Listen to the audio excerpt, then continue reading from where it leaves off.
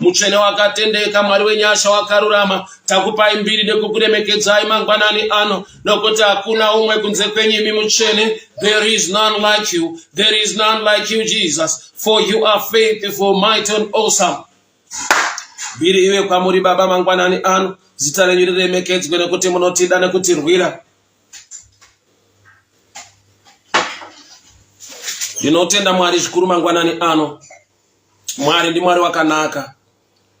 Mwari unotipa chipo cheupenyu. Mwari unodurura favor nenyasha pamusoro pemhuri dzedu nemabasa atinobata. Hakuna umwezve kunze kwake iye Kristu wekururama, mutsvene wakatendeka. Our morning devotion scripture is coming from the book of Esther. Esther chapter 4 from verse 14. And I'll read. Esther chapter 4 from verse 14. For if you remain completely silent at this time, relief and deliverance will arise for the Jews from another place. But you and your father's house will perish. Yet who knows whether you have come to the kingdom for such a time as this? Then Esther told them to reply to Mordecai, go gather all the Jews who are present in Shushan and fast for me. Neither eat or drink for 3 days, night or day. My maids and I will fast likewise. So I will go to the king, which is against the law. If I perish, I perish. So Mordecai went his way and did according to all that Esther had commanded. I'll skip to verse 5, chapter 5, verse 2. So it was when the king saw Queen Esther standing in the court that she found favor in the sight of the king, and held out to Esther the golden scepter that was in his hand. Nyanda verenga ndia Esther. Arorwa namambo aesaras ari mupalace.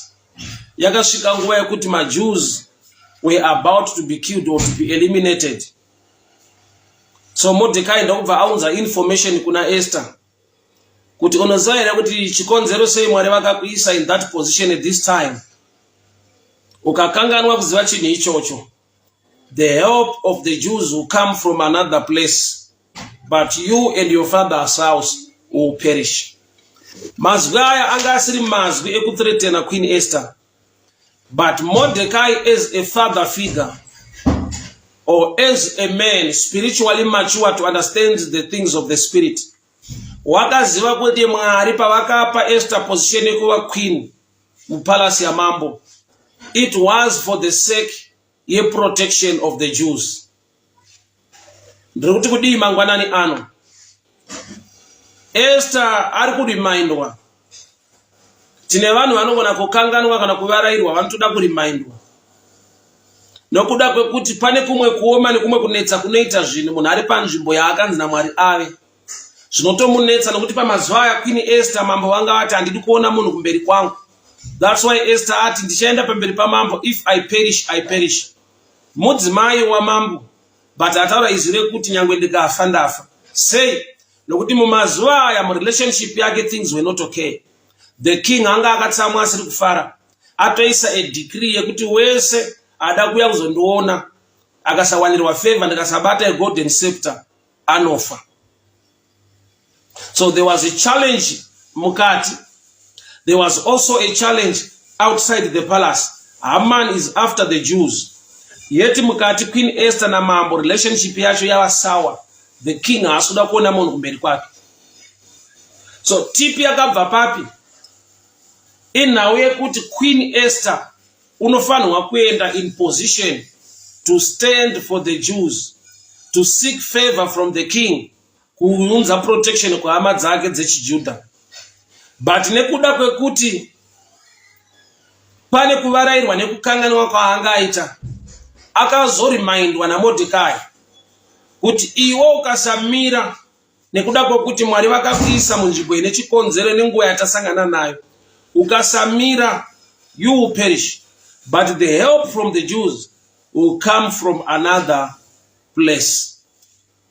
Zvazvinoreva ndezvekuti Mwari haagumirwe pamazano ake ekubatsira nekununura vanhu vake. Nyangwe aine vanhu vaakaisa muposition as an answer. Munomboziva here kuti munhu wese ukaziva the kingdom purpose, why you are in the place munzvimbo yauri, munhu ukaziva the kingdom reason, chikonzero sei Mwari vakatendera kuti ulokwetwe nenyasha dzakakusvitsa pauri, nokuti chinzwa, every position yauri ine vanhu vari more qualified than you vasina kusvika ipapo. Every position yauri mu life ine vanhu vatori so much connected on the ground vasina kuwanirwa nyasha dzekusvika ipapo. Position yauri, you can be replaced by anyone at any time. Zvitrai uone uchiti handichada basa, panoswera papinda mumwe munhu ane maybe the same qualification or ari overqualified kudarika zvauri. Ukazviona vanhu paanoretire, company haivhari kuti taretire, munhu aretire ndianga ari accountant, they look for other ones.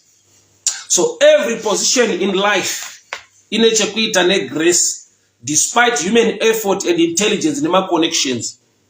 Nokuti ukazozviongorora uchaona there are people who are connected more than zvauri, but vasina kuwana position yawakawana. There are people who are talented in the same area, in the same field. Ye talent rawinaro. Maybe who can play well or better than what you do, but vasina kuwana that position yekuti washike pawakashika. Ndakakura musociety yevanhu tichitamba bhora, kune vanhu vaitamba bhora zvinonwisa mvura zvinodadisa, who didn't go anywhere. Ndikazoona vamwe vanhu vanga vasingagoni sevanhu ivavo, but vakasvika kure muupenyu. Sister Kamanga, may the good Lord bless you. Happy to see you online. Mulungu akudariseni kwambiri zikomo. Thank you so much for tuning in. So in life, every position is a kingdom reason why you are there. Nekuda kokuti wakapashika ipapo nenyasha. Wakapashika, not with connections. Nyangwe ma connections aripo, not with intelligence. Nakongwara kusipo. Why? There are people who are more intelligent than what you are, more handsome, more beautiful, more connected, and yet avana kutenderwa na Mwari kuti vaende mu position yawakaenda, munyika yawakaenda, pabasa rawakaenda. Kune vaigona kusvika panzvimbo iyoyo vasina kuwanirwa nyasha idzodzo. So munhu akakanganwa to see the grace part of every achievement yaakaita, anotanga kupinda mu challenge inenge yakapindwa na Queen Esther. It's true kuti Esther was so beautiful. Pa contest yakaitwa kuti mambo vachitsvaka mumwe mukadzi, Esther ndiye qualified. She was more beautiful, and she was a Jew, a foreigner in that place, but she qualified. Vanhu vatouya ku exile, vanhu vakaadaptwa vakaunzwa neumwe mambo dziri nhapwa, but ari nhapwa ndokubva ava queen. Ma citizens emo arimo, but Esther ndokubva qualify kuva queen vari munyika yeutorwa.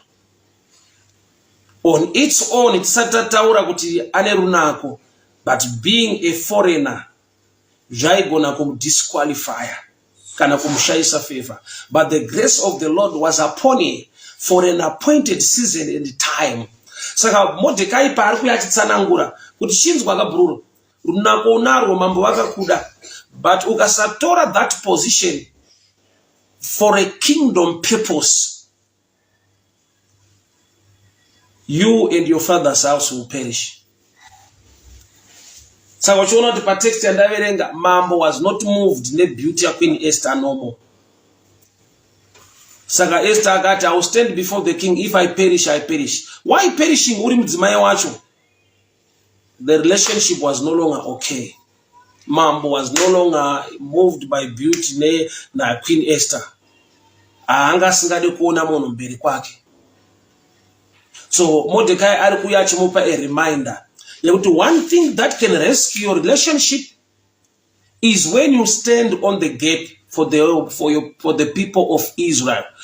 Don't forget the kingdom reason why you are in the position iyoyo. Forget that you were so beautiful among other girls. God used you for a reason. Mira in the presence of the king or with favor. Who negotiate a deal between the people, the Jews, will be saved. So Mwari unokutrasta nezvinhu zvako zvine a benefit kuvanhu vake. Abraham unonzira Mwari, I'll bless you and I also make you a blessing. There is a reason, a kingdom reason for every blessing, for every position. Munhu yaanotenderwa naMwari kuva. Office yaunenge uri ine chikonzero chine chekuita neumambo hwaMwari, chekuti ukakanganwa kuzviona nekuzvirealiza unopinda mutragedy seyaQueen Esther, kuti beauty iripo, but ndiye anoti if I perish, I perish. How can you perish? You're so beautiful. Ingoni mambo anokuda. The beauty was no longer being considered by the king. Angatsamwa zvekudaro. So Mordecai akauya netip. Queen Esther ndokubva vaenda pafasting. Wakaziva kuti beauty izvezvi haisi kushanda. I need to provoke the favor in the kingdom of God by praying and fasting for 3 days. Akanaka, akaenda pa fasting. Haana kudzokera make up to attract the king. Wakaziva kuti this issue now is no longer in the physical. There are people who have gone into the physical realm trying to fix things when the challenge is spiritual, which is an error. Queen Esther ne beauty yake yese haana kuti I'll dress in a special way to attract the king in another dimension. I'll go for makeup, I'll spray my perfumes and attract. No. Wakaziva kuti the matter now haichine ine beauty, haisisiri muremu iri physical. We need to go into the spiritual realm to address this matter. It's an error kuedza kuadresa a spiritual challenge in a physical way. Tine vanhu vasvika pakufa nechirwere chavakafungidzira kuti chirwere chekuti chinogona kudiagnoswa nemadoctors vakarapwa vakapora. Yet it is spiritual attack. Yavakatadza kunoprovoka the spiritual dimension by prayer and fasting. Tine vanhu vakaedza kuadresa the spiritual in a physical dimension. Nekuda kwokuti havanonge vashayiwa Mordecai anogona kutaura naye. So Queen Esther by revelation, by spiritual understanding, akaziva kuti I will not stand in the presence of the king nekuda kwokuti I will be looking good only, but I will also be looking good spiritual. So I'll read Esther chapter 5. Now it happened on the 3rd day that Esther put on her royal robes, stood in the inner court of the king's palace, across the king's house, while the king sat on his royal throne in the royal house, facing the entrance of the house. So it was when the king saw Queen Esther standing in the court, that she found favor in his sight, and the king held out to Esther the golden scepter. Tsvimbo yegoridhe yefavor ikabatwa. Esther was present in the presence of the king after praying and fasting for 3 days. A golden scepter ndobva yabatwa yairepresenta favor. Mambo ndokusvika pavakabvunza Queen Esther, chii chaungada titikuitire? Esther 5 verse 3. And the king said to her, What do you wish, Queen Esther? What is your request? It shall be given to you, up to half the kingdom. Mu relationship yake Esther, une mafavor aiwana because of your beauty.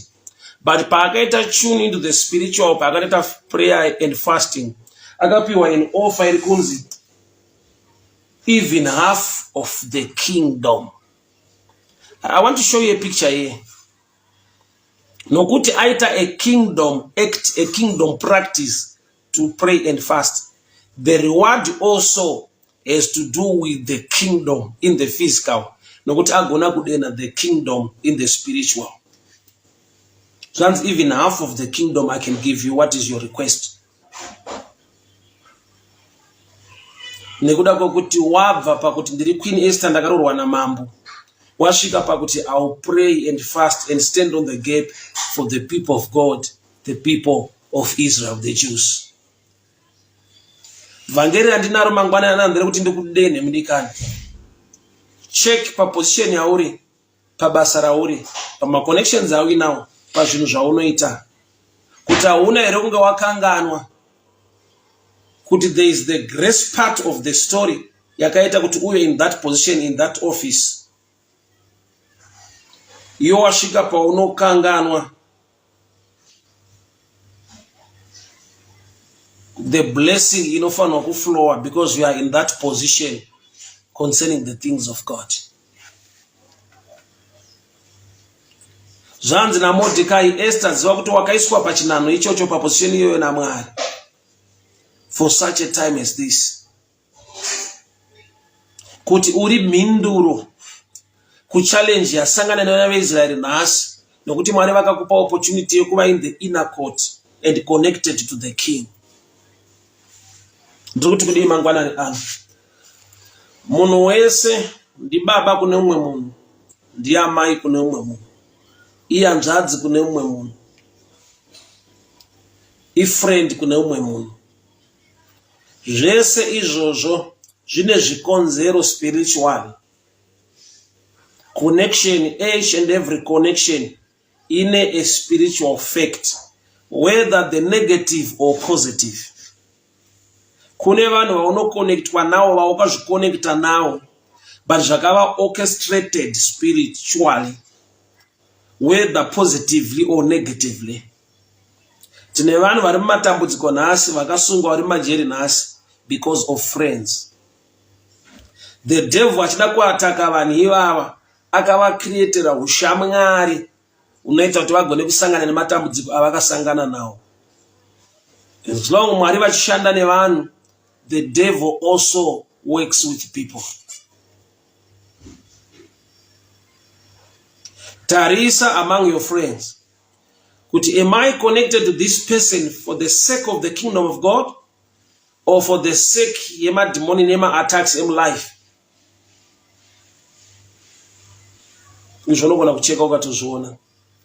There are some people who are close to you. And there are people who encourage you to pray and to seek God and to seek the mind of God. Every position yawaka elevatewa nenyasha dzaMwari kuti uende pairi in a kingdom reason.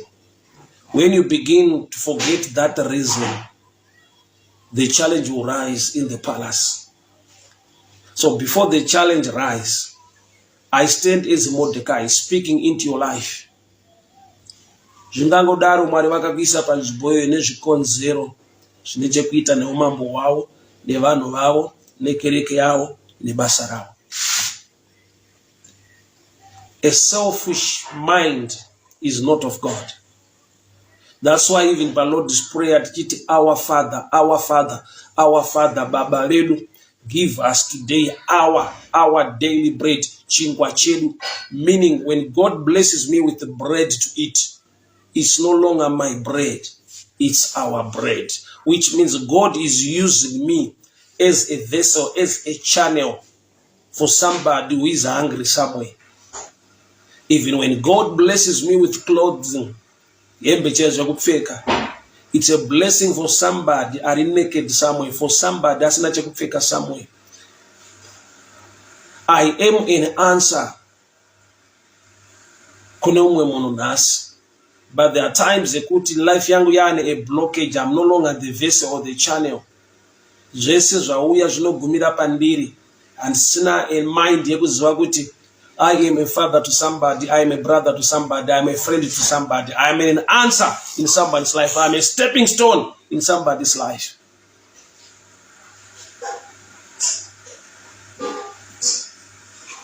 Esther, beauty iripo, arorwa namambo. The kingdom reason behind it is for her to stand on the gap to save the people of God, the Jews.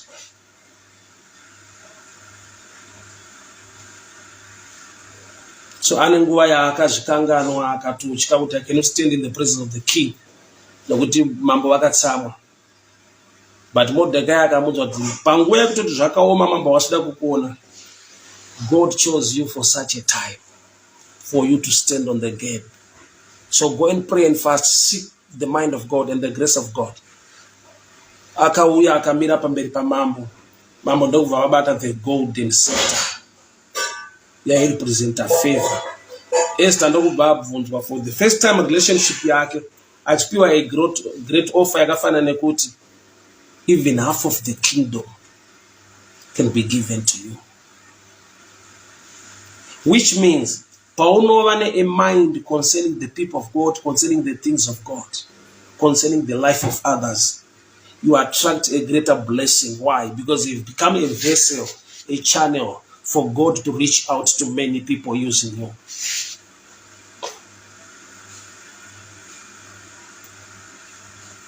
Fungwa iyoyo opena a big door for a blessing.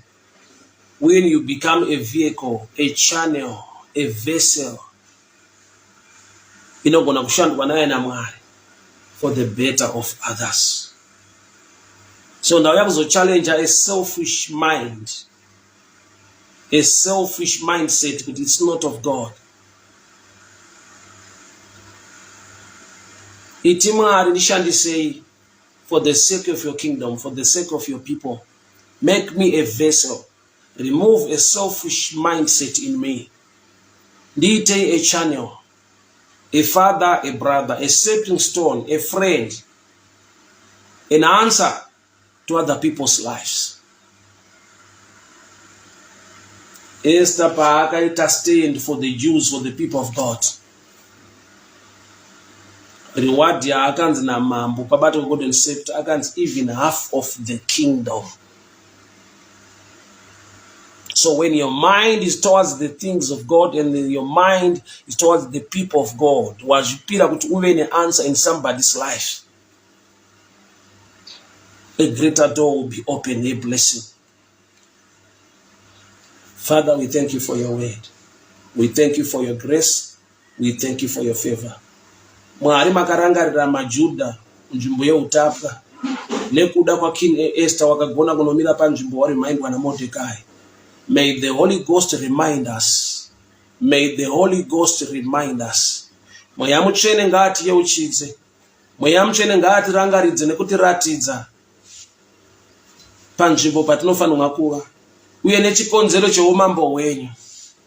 Ropafadzo yese neposition yese nemaconnections ese Mwari ashande for the better of your kingdom. Use me as a vessel in such a time as this, to become a blessing in other people's lives, to become an answer to somebody who is crying out there. Baba ndakupa imbiri nekukuremekedzai. Zita renyu rikudzwe riongwe rinamatwe nokusingaperi. Muzita ra Jesu Kristu Nazareta. Amen and amen. God bless you, God bless you, God bless you, God bless you.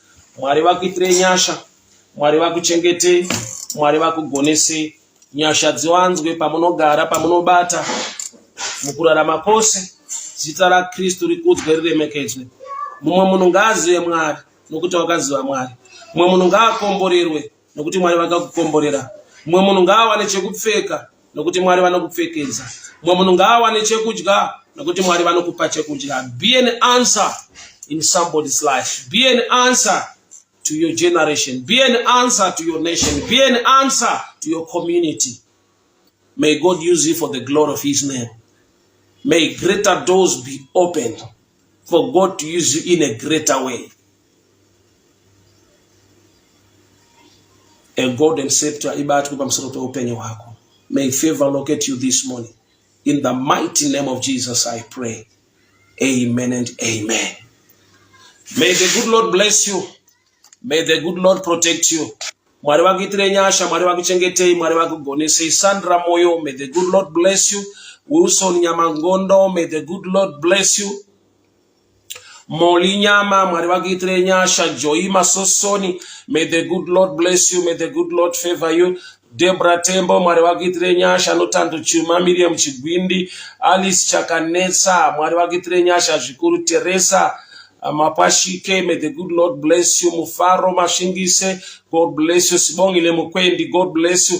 Elvin Uta, may the good Lord bless you. May the good Lord favor you. Nyasha Zwanzwe, Mariwaku Chengete, Mariwaku Gonese, Mariwaku Rumbidzai Masunda, Baba Ndona Mata Bokini Wana Rei. Sekubata kwa makaita na Queen Esther in a foreign land. May these people stand on the gate. May greater doors be opened concerning their lives and concerning the lives of others. Baba, use your people as vessels, as channels to bless, to clothe, to feed. Aba masuo majinji ngaza rurwi. Makawaisa ma positions, makawaisa mnyika zavari, makawaisa panjumbo pavari, makawa connect at the level ya makawashita baba. Golden scepter ngaibatike mu upenyu wao ngawanirwe nyasha. Chijinji ngazidururo mu upenyu wao.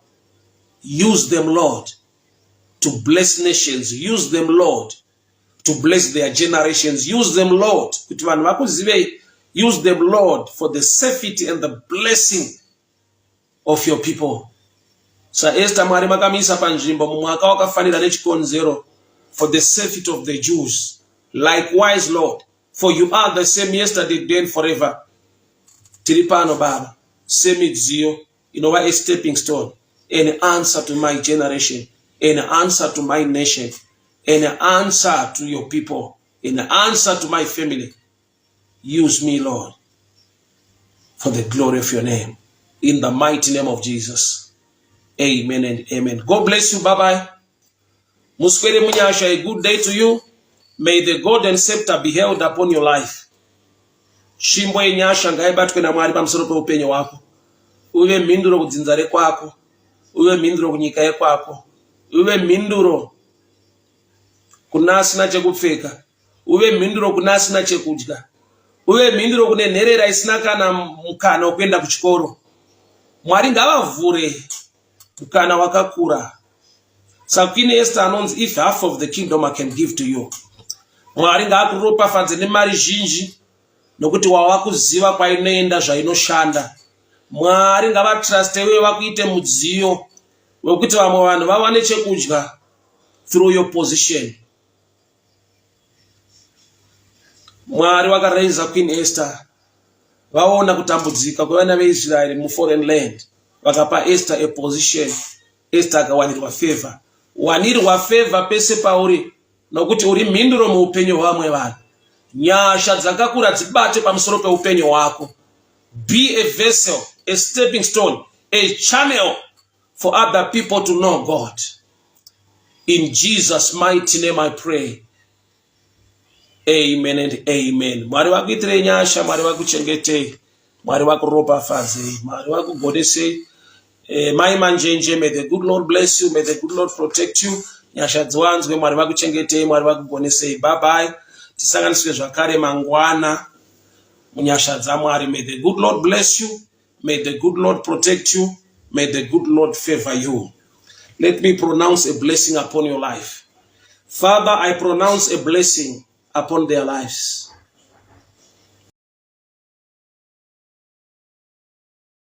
Uri musikana ukabatwa nedhimoni no man's land. Hapana mkomana nouya wezera wechidiki kana mudhara. As long as achinzi men hauye. Uri musikana varume vakauya kamwana kadiki unoita mhosva achida kuroora. Iwe wakura zvako but une kamiri kadiki. Kutoedza kuti ndakura kani kana unotisungisa. Alright, rokubata dhimoni iroro woita miviri muhombe. Uri musikana mudiki woita miviri muhombe. Vanoroora nobva ati makadiki wangu.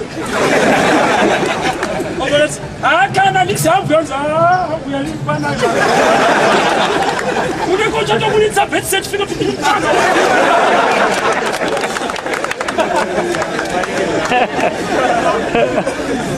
Unosvitwa nezvausina kuitira kuti ugozvishayiwa kana wakusvika. Unotokonvinza vanhu kuti handishande. Vanokutarisa sokutofa dzinografta. Iwe watsvukira nekuritsvaka. Vatona kutarisa so. Guys, pamwe dzine office kutauni so. Kamba kutodarisira isi ipapo. Yes, akaona vanhu vari pa spiritual understanding. So in life zvinodaro kuti God can use somebody wakunofungidzira kuti haana Mwari because ane problem. Maproblems haagone kudefine nyasha dzake sona Mwari muupenyu mwemunhu, especially kana iri gift inokonzerna vamwe around you. Dai Mwari vatiitira nyasha. Manamato wangu newako ndewekuti Mwari vatipe nzeve dzekunzwa ma-instructions awo. Why pamwe pacho we are traveling going very far. Tichishiya nyasha dziri close by. Nekuda kwekuti dzimwe nguva we have judged people. Mwari mukaita zvakati pano muranda wenyu ndichadai pano muranda wenyu ndichadai. Promise nekuita two dimensions dzakasiyana. Vunza vanorudzana murudo machitanga kuonana. Change ni newe munhamo nematambudziko. Svika rufu rwatipesanisa pamapesana resumora usi rufu here.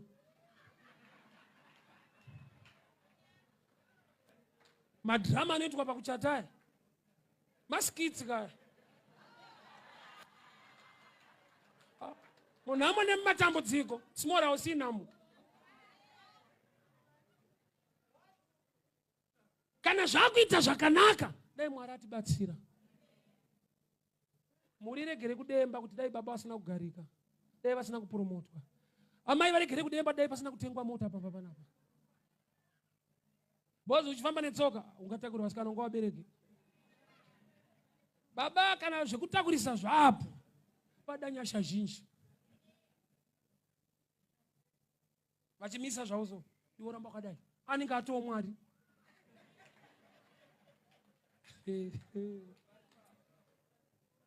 Andabasa nawo. Makudai. Dai Mwari atibatsira. The ability to manage. Need Mwari vaiona kuropafadza vari kutoda. But vari kutyira kukuluza. Uye vari kutyira kuti unoluza family. Ende vari kutyira kuti unogona kutofa kana kurwara. Ne breakthrough ichakunzira breakdown. Kune zvekuti hauna zvaungaiti ndo zvakatongoitikawo kwauri. Haisi sarudzo kuva mwana wepabarika. Haisi sarudzo kuva mwana wechifeve. Haisi sarudzo yekuti wabereki ndokubva vatofa uri mwana mudiki unobvira wavaona. Haisi choice, haisi sarudzo. Zvimwe zvinhu zvakaitika muupenyu hwako zvaunogara uchichema nezvazvo zviri beyond your control.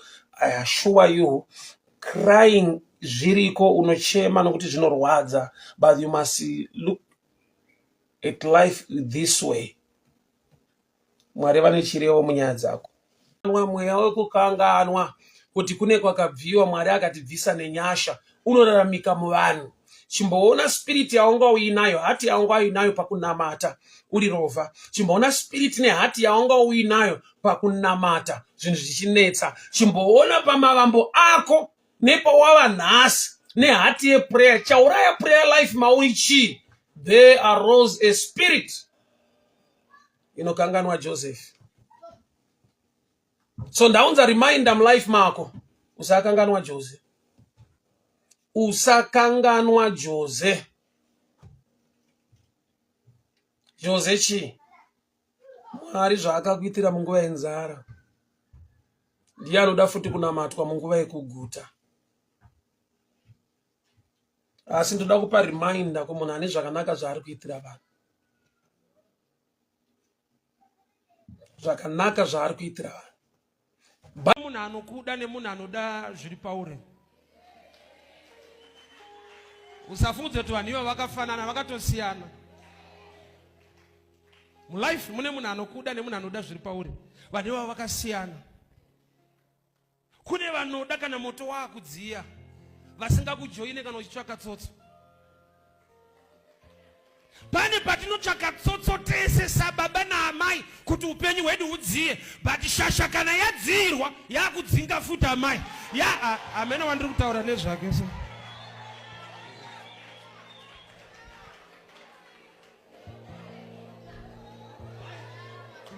Amene unogona kubvunza ari pasaidi pako kuti hausi kunyanyodzirwa here.